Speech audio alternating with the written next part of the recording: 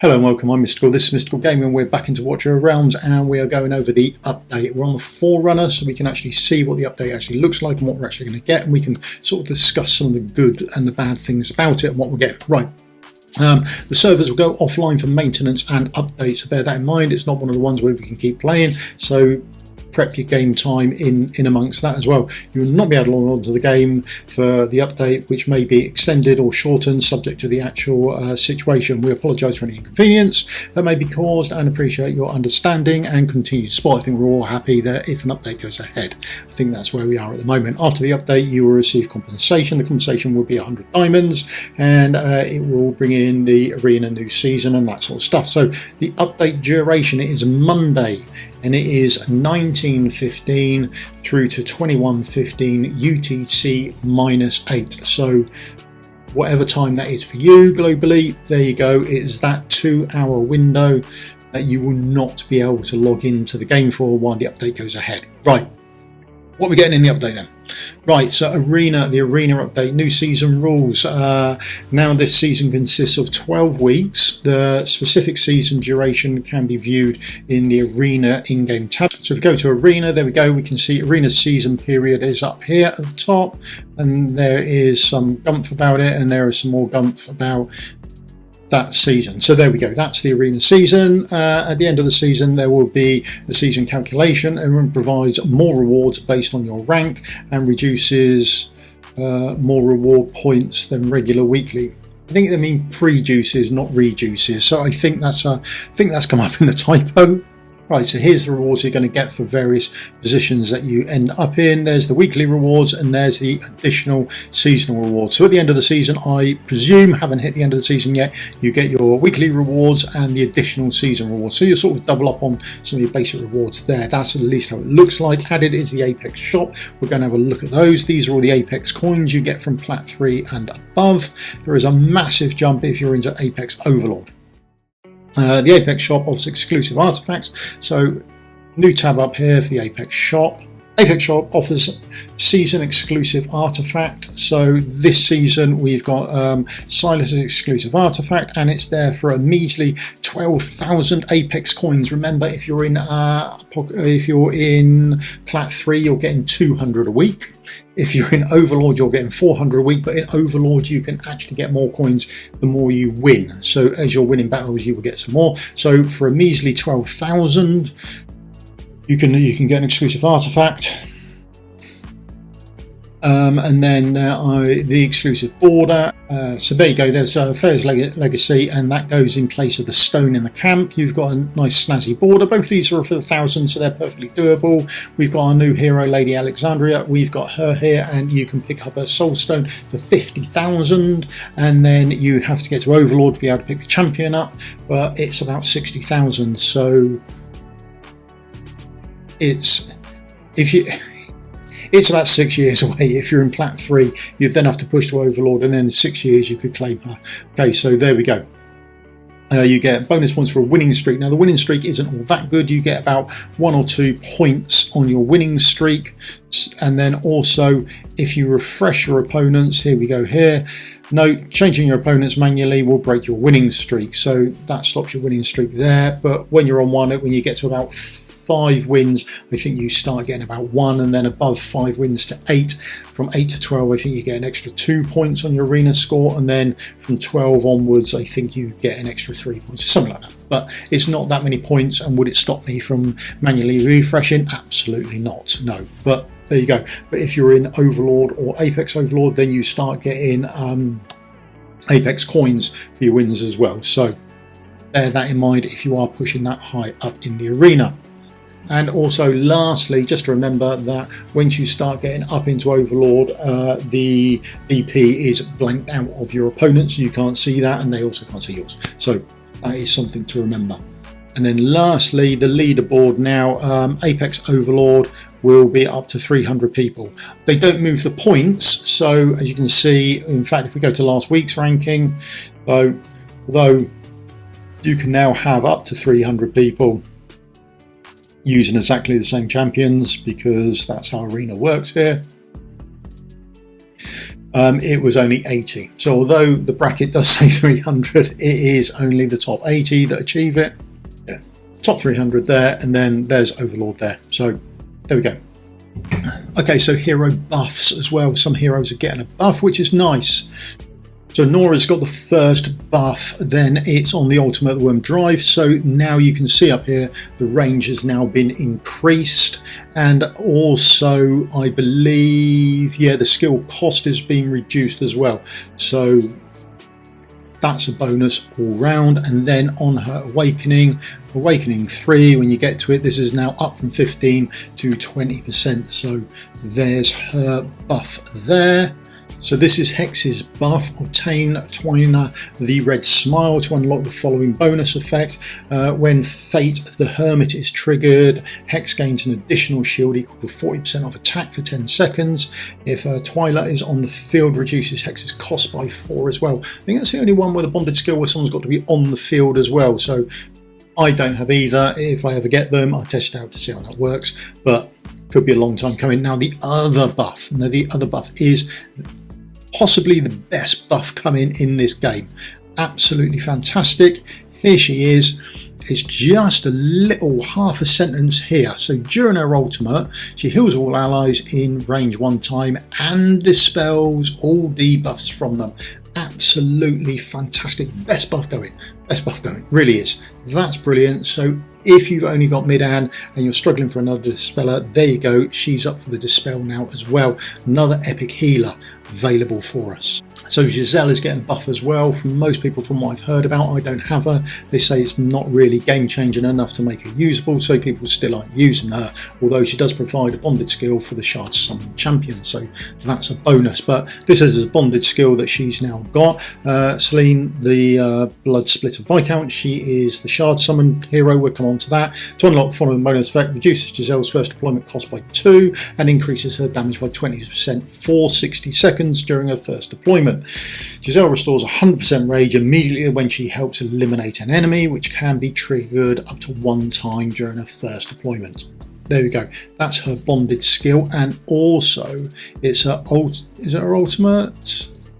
No, it's a passive that's got a buff as well. So the HP percent now is at 60%. Whereas it used to be 50, and then the damage is now up to 20%, which was the same anyway. So that's hers done. So she's going to be teamed up with Celine here. The Bloodsplit Viscount. This is the new Shard Summon hero. They haven't said when the Shard Summon is going to be. They've just said it's mid-October and it's coming out. So no idea on the dates for it. They haven't released anything like that for us. So talent is Throbbing Wound, inflicts a mark on the hero every time the hero drops damage to them. When the enemy has 4 stacks, deals 100% damage 2 times. Well, and this is the champion we're getting for the Shard Summon. Now they've just got on here the buffed version, but for the global, when we get her, this is going to be all we actually see of her. So these are all her talents. I won't whiz over them here. I'm just going to flash them up. If you want to have a good read through them, please feel free to pause the video and then you can have a look at them. But what we'll do is we'll take her out for a spin because she's already on the the Forerunner, and we've already got her. So what we'll do is we'll take her out and we'll do a separate video on her anyway, so we can have a look at her actually working as well. So bear that in mind. We'll probably do that sometime over the weekend. So luckily enough, now we're getting Pope buffed because absolutely needs it. He's not all over the place and probably OP for the game, but luckily enough he's getting a buff. Instead of fixing Jira, we've buffed Pope. Who knows? So here's Awakening 1 now. It used to be when basic attack deals damage to targets inflicted with Radiant Erosion, he restores 3% rage. They've removed that Radiant Erosion need from him because if you're running him with Jira, then she would remove the Radiant Erosion and he wouldn't get his rage up. So instead of fixing Jira's A1, we've buffed Pope. Brilliant if you've got Pope. The rest of us, what a disaster.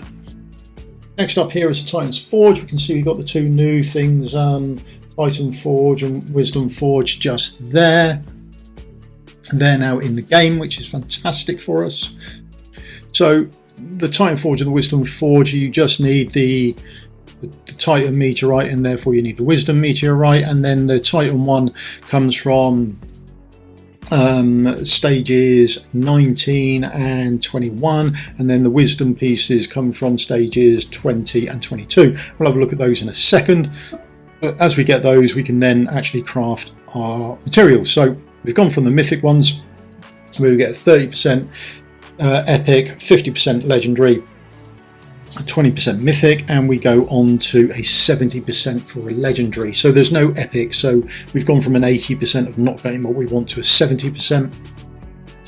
Mythic is at 28% chance now, and there's a 2% chance for exclusive. We're going to push this up till we get to 4,000, and then we'll push this up to 4,000 as well. And then on the Monday we'll forge them all and see what the actual odds of this are like. Roughly, I think I've been looking at 3 to 5%. I've never gone lower than the 2% on the times I've done it. So maybe they're a bit skewed. It's only a small data field, so don't really want to push out on what we actually get there. My good storage is being upped. It is now up at 1,700 for me, so bear that in mind. You get another couple of hundred slots. We've got gear recommendations coming out, which is absolutely fantastic. So up here you'll see gear recommendations set in this. I've done a separate video on this, and a link for the video will be in the description below, and there's a quick picture of it. But essentially you can now just make your own rules for the gear that you want to keep. So you can just literally choose whether it's 3-piece or two-piece, and then you can add a rule. You pick the gear set you're after, you give it a name, and then you choose the primary stats you're after or the secondary stats you're after, and then how many of the secondary attributes you like, and that will give you your thumbs up on your gear. So highly customizable, very good for your own account. Then you can manage the plans, you can go and restore it to default. You can delete some of these if you don't want them after you've made them up, but you can also import and export your plans. So if you see down there that you can actually send them out on chat, and you can get someone else's in, and then you can upload theirs as well. So import a plan, you can just put the code in there. Okay, so that's the gear recommendations. Such a good quality of life change. Now when you come to your gear age, you'll see here we've just done one, and then recommendations there. So you can sell items straight from here, or you can click on the item. So you go, that's a new rule created. Then we come to the item there, got the thumbs up on it. We can now enhance it. So if we want to go to level 8, we can now enhance it here to see if it's any good and worth keeping. Absolutely we don't want it, so we would then just sell it, but we can sell it straight from here. Even if you can, all your gear that's not got a thumbs up, you would then click and it would select, but then you can go, well, I've rolled this up and I don't like it, so I can sell that anyway. And that's pretty much how the gear recommendation stuff for you works. So we'll sell that, let's get rid of that. Artifact material rater, we've got stages 19, 20, 21 and 22. I thought the gear recommendation stages were, or these stages were pretty good. I think they're relatively well balanced. The biggest jump in them, if you see, is the mithril there is almost doubled up on what you're getting on mithril, so that's absolutely fantastic. And then 19 is for your ground-based units, so you get these items to run your ground-based units, and then you get these ones for your platform-based units, and the map is different for each one. So we jump into our ground-based units, we'll see there's some slots down here for ground, but there is only one platform, so you might want to put one healer up here. And realistically, the boss comes down from that bottom right position. He sends waves of mobs after you, then comes down after you've defeated all those. But you've got mobs coming around from that top section there, top middle, and then his mobs that come out from the top right, they're the ones that go to him and heal him and buff him up to give him attack buff, all that sort of good stuff. But quite doable. If you're doing 19, you should be able to do 20. I think it will be doable for a lot of people. Stage 20, we can see there's a lot more platform based, and when you go to put your ground units down, you'll find out there's maybe only 2-ish areas you can put platform based people down. So there's quite a change there on how you actually have to do things. And then stage 21 is somewhat harder, although it is, I use different techniques, but we go over that on Monday. We'll run a stream or something like that, and we'll see if we can get some more people through it, and we sort of cheese that really, so that's possible to do. Stage 22 you can't really cheese, not the way I do it anyway. You just need a lot of DPS. That's really where you're going with that. So They're the new stages, absolutely brilliant. And then when you've got your bits and you go to the forge, so when we go over here and forge up our stuff, we will notice that we will only get ground based units here, and again that is the same for the mythic as well. But if you're hunting for things like Wailing Skull, you've only got half the number of mythic artifacts you're likely to get, so that's a bonus, but that does follow down through to the legendaries, but I'm sure you don't want any of those anyway. And then if you're after a platform based hero, you need to do the platform based AMR, and then you'll get these rewards as well. Okay, so if you're hunting for certain things, now there's so many artifacts in the game, then ideally you will be able to get better odds on getting what you actually want. So that's all the new AMR type stuff. Now there's nothing about tier 3 items in here, so it just says increase the drop quantity rate of our smouldering scales, sanguine fabric. The drop rate has been increased from gear raid 1, 2 and 3 and gear dungeons 1 and 2. There is nothing about the new casting of new tier 3 items, so that doesn't look like it's in. Me personally, I'm still saving. I'm going to wait because I know it's coming, and I'm going to have a big forging session then, so bear that in mind. If you have been saving up and you want to blow them, absolutely go for it, because you're going to be getting more next time round. But there's nothing in here about tier 3 items. It also increases, now we're into the arena. Back in the arena, what else have they changed? Increases the cost regen rate by 10% for all arena stages. Arena monsters stats have been adjusted, so HP is at 15%, defense 15%, magic resistance is another 10%, or sorry, defense is 10%. In Titanic Runes Apocalypse 1, when Advanced Evolution is at 0 stacks, Death Saw's damage is reduced by 50%, so much easier for you to get going on this as well. When Samaran reaches 9 stacks of Advanced Evolution, who's getting there? Okay, his attributes will be increased significantly, but it's not an issue for the bulk of us, I'm sure. Now this is a good update, this bit here. This is again what a lot of people have been waiting for. The GS mode is hardening effect adjustment.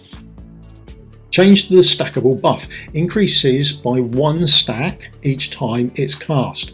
After being dispelled, stacks start from 0 again, which Lucius has just got a massive buff just because they've actually fixed that. The next thing down here is a petrification mechanic optimized, so monsters will be released after petrification after 60 seconds. So when you're in those Void Rift stages where the mobs get petrified, after 60 seconds now they'll be released and carry on going again, so you can actually shoot them again without having to remove heroes and then replace them again. So there's a nice little bonus there. Optimize the stage in deity. So this stage now has been optimized, and reaching the stage requirement for Piercer lineups, reducing the stages requirement for Piercer lineups. Didn't know there was a requirement for them, but there you go. So added unpolished legendary soul stones in the random drop pool of legendary and mythic chests in Drake's Chasm 3, and fine epic legendary and mythic chests in Nightmare 4. So if we just have a look up here, this is what you're looking for here. Here is the old soul stone here, legendary soul stone. The stone which contains hero power can be aided in awakening of legendary heroes. And then this one here, the unpolished one, does exactly the same except for this last little bit here, excluding lords. So bear that in mind. Although unnameable heroes can be done, even though they are often classed as lords, they can be done with these as well. Okay, from what I've heard, I haven't got any to do, but at the moment, from what I've been gathering up from the guild, most people are sort of getting one after about 3 weeks. So people are guessing maybe one a month is what's being looked at. So that would be fantastic. One a month, you can live with that. I mean, yeah, I'd like more, but essentially if it's one a month, then at least that is something I can work towards, and leveling up my heroes and awakening them, so that is all good news. And then lastly, Apex Shop, we've had a look at Apex Shop, added a new achievement, not overly worried about that. Quest receive first login. Oh, and then we've got the shops for skins, so let's go and have a quick look. Shop, so these are the skins that are in the shop at the moment. Then we're missing the picture there, but there is the skin available. Fortress and Oathkeeper there, they are the skins that are available, and in some descriptions. and improves visual representation of buff stacks. There you go, that's it, all done, all looks good. What aren't we getting, or what did we miss? Now, they did say there were going to be a load of new heroes coming, so there's nothing about new heroes coming. So whether they're going to release that later or not, I don't know. So nothing about the Beelzebub, nothing about Xena or anything like that. So there aren't a load of new heroes coming. There is one, and that is the Arena Champion. That's the only one they've named here. Maybe they're putting some others in, and maybe they will run them as banners as well during the Shard Summon event. So during the Shard Summon, when we're doing Selena, you would expect there to be a summoning part of this. Normally during the 2 weeks, there's normally some aspects that you need to do that require you to summon. So I would expect the 15x banner for maybe Beelzebub and Xena or something like that, or the other new champions, I forget the names of them, but they might come up in this Shard Summon. It may be an update later on down the line, don't actually know, but there's nothing recommended about them at the moment. But on Monday, that's when it goes live. Remember, you can't log on. You've got 2-hour window there where you won't be able to log on to the game. You're getting 100 diamonds for it, so that's a plus, and we're getting an update, which is a massive plus as well. So that is all good news. And then on Monday we will we'll do some streaming. Normally do it on Monday at reset, so I'll do that normally anyway. But then we will also normally I just go through Void Rift, but this time I might well just start going through AMR stages, and we will hopefully aid some people getting through 21. That's a nice stage that can be done with low level heroes. Okay, so bear that in mind. We can actually get ourselves around that. Right, thank you very much for your time. Bit of a long-winded video. Sorry I couldn't get it out earlier. Like I said, what was in the game and what was on Discord weren't the same, and it all turned into a bit of a disaster for me this morning. Right, so anyway, thank you very much for your time. If you've got this far, you deserve a pat on the back, and I deserve a thumbs up. I'll see you in a video again soon. Thank you very much for your time. Cheers. Goodbye.